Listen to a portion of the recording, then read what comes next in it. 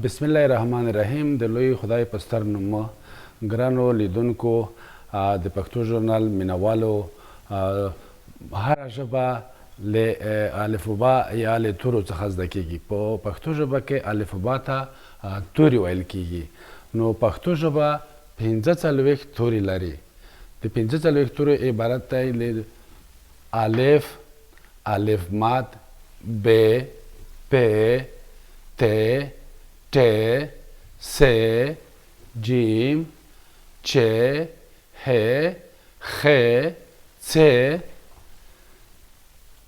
ز دال دال زال ر ړ ز ژ غ سین شین خین صاد صاد توی زوی عین غین ف قاف کاف گاف لام میم نون نون واو ه دته دوسترګي ه وایي دوسترګي ه ی بیا 15 ډول دي زه بیا تاسو ته ورسته سم تشریح کوم اوس راځو تاسو ته د پښتو توري یا الفبا په لیکلي ډول درښایم چې څه ډول لیکل کیږي توري الفبا له الف نه پیل کیږي الف داسې لیکل کیږي قدرمنو دوستانو دا یې شو الف الف ماد داسې لیکل کیږي عین لکه الف غوندې لیکل کیږي خو په سر باندې داسې الف مد ورکول کیږي ځینې خلک ورته الف مد وایي ځینې خلک ورته ګوډای الف وایي خو پروا نه لري تاسو یې داسې زده کوئ ب ډېره اسانه ده ګورئ ب داسې یوه علامه لیکله کیږي بیا دلته لاندې ټکی ورکوي دغه ځای کې یو ټکی ورکوي دا شوه ب پ هم همداسې لیکله کیږي لکه ب یعنې وګورئ څنګه لکه ب لیکن دلته د یوه ټکي په ځای باندې دلته درې ټکي ورکول کیږي ت هم همداسې لیکلی کیږي لکه ب خو دلته ټکي دلته دوه ټکي څنګ په څنګ دلته ورکول کیږي ټ څه ډول کیږي ټ ډېره اسانه لیکلی کیږي ټ هم لکه ب غوندې لیکلی کیږي خو دلته دوه ټکي څنګ په څنګ ورکول کیږي او دلته یو غړوندی او یا ځینې خلک ورته هغه وایي پنډک په دري ژبه کې وایي س څه ډول لیکلی کیږي س هم همداسې لیکلی کیږي لکه ب منتها دلته درې ټکي ورته ورکول کیږي ګورئ څومره اسانه ده الف ماد ب لاندې ټکی خوري پ لاندې درې ټکي ورکول کیږي ت ته پاس دوه ټکي ورکول کیږي ت ته پاس دوه ټکي لاندې غړوندی او س پاس درې ټکي ورکول کیږي اوس راځو جیم څه ډول کیږي جیم دلته داسې یوه علامه لیکلی کیږي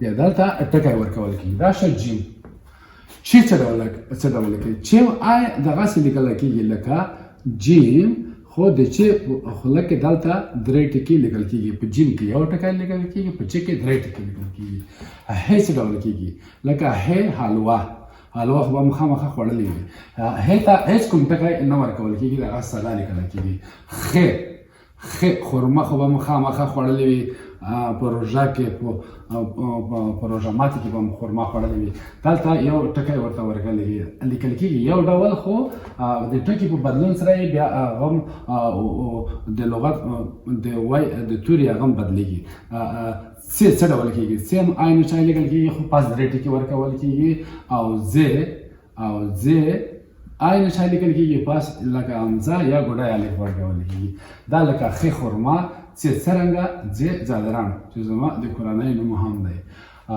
بیا راځو دال او زال ته دال داسې ساده لیکلی کیږي دال چې کله لیکئ داسې هغې باید برابره وي د پاس خوله او لاندې هغې باید ښکاري سره برابر وي بیا زال لیکل کیږي زال هم همدغسې لیکل کیږي پاس یو ټکی ورکول کیږي بیا ډال لیکل کیږي دال هم دغسې لیکل کیږي لاندې دلته یو هغه ورکول کیږي غړوندی ورکول کیږي دا یو شو دال اوس راځو ز ډېره اسانه ده اوس راځو ری ته. ری ډېره اسانه ده. ری داسې لیکل کېږي لکه ګوره د ډال او زال نه باید فرق په دې کې وي چې د ډال دغه ځایونه سره برابر دي او د زال او د ډال لیکن ری پاس ساري لږ لاندې دی دا یو بل اوږده دی. بیا زه څنګه ویل کېږي؟ زه څه ډول لیکل کېږي؟ زه هم عینا لکه ری لیکل کېږي پاس په سر باندې یو ټکی ورکول کېږي. ژ هم دغسې لیکل کېږي خو په سر باندې درې ټکي ژ ورکول کېږي د ژ په سر باندې. او بیا راځو ډې ته. ډې هم عین شی لیکل کېږي لیکن دلته لاندې یو هغه ورکول کېږي. بیا راځو غې ته. غې هم دغسې لیکل کېږي لیکن دوه ټکي یو ټکي پاس ورکول کېږي یو لاندې ورکول کېږي. بیا راځو سین ته. سین داسې درې ښکر ورکول کېږي بیا داسې لیکل کېږي. بیا شین ته راځو. شین هم لکه سین غوندې لیکل کېږي لیکل کېږي خو دلته درې ټکي پاس په سر باندې ورکول کېږي. بیا راځو ښین ته. ښین هم داسې لیکل کېږي دلته درې ټکي په سر باندې یو ټکی لاندې او یو ټکی باندې ورکول کېږي. دا ګوره سین شین او دغه ښین. بیا راځو سواد ته. سواد دا ډول کې لیکل کېږي. زواد هم دغسې لیکل کېږي لیکن دلته ټکی ورکول کېږي. بیا راځو توی یا توی زوی ته. څوک وایي توی څوک وایي توی زوی. توی داسې لیکل کېږي او زوی عین شی لیکل کېږي دلته یو ټکی ورته ورکول کېږي. بیا راځو کاف ته. کاف داسې لیکل کېږي. او بیا راځو ګاف ته. ګاف په دري ژبه کې ګاف داسې خلک لیکي لیکن په پښتو کې داسې یو غړوندی ورکول کېږي د لاندې خوا نه دغه ځای ترې نه ورکول کېږي دغه ډول یو هغه ورکول کېږي غړوندی ورکوي. دا شو ګاف. بیا راځو لام ته. لام د ځان په شکل بل هغه توری نه لري دغسې لیکل کېږي. میم هم د ځان غوندې بل توری نه لري دغسې لیکل کېږي. بیا راځو نون ته. نون داسې یو شی لیکل کېږي علامه لیکل کېږي په منځ کې ټکی ورکول کېږي دا نون شو. بیا راځو نون ته. نون دغسې لیکل کېږي په منځ کې یو ټکی دلته لکه یو غړوندی ورکول کېږي. دې ته وایي لکه ړوند. ړوند دغه ټکی په منځ کې نون پکې شته. بیا راځو واو ته. واو هم ډېر ساده لیکل کېږي. او بیا راځو هې ته. دغسې هې ده. بیا راځو دوه سترګې هې ته. هې د چشمه ورته وایي.